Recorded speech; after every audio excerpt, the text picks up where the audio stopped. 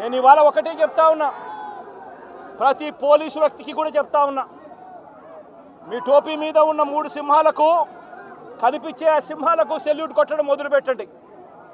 Telugu Desam party నాయకులకు salute కొట్టడం మొదలుపెట్టి, వీళ్ళు చెప్పినట్టుగా చేయడం మొదలుపెట్టి, అన్యాయాలు చేయడం మొదలు పెడితే మాత్రం ఎల్లకాలము తెలుగుదేశం పార్టీ ప్రభుత్వమే ఉండదు అని చెప్పి ఇవాళ ప్రతి అధికారికి కూడా నేను తెలియజేస్తా ఉన్నా.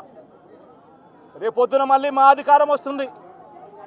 వచ్చినప్పుడు అన్యాయం చేసిన వీళ్ళందరినీ, వీళ్ళ అధికారులందరినీ, అన్యాయం చేసిన ఈ నాయకులందరినీ కూడా బట్టలు కూడా తీసి నిలబెడతామని చెప్పి కూడా ఈ సందర్భంగా తెలియజేస్తా ఉన్నాను. ఎవడిని వదిలిపెట్టేది ఉండదు.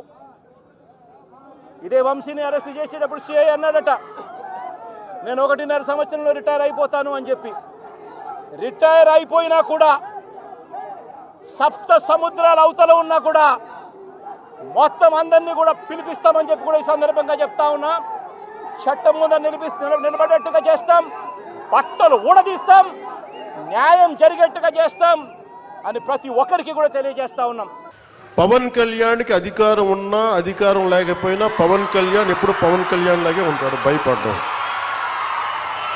చాలా, ఇంట్లోంచి బయటకు వచ్చేటప్పుడు తిరిగి వెళ్తాం లేదు అని డిసైడ్ అయ్యే వస్తాం.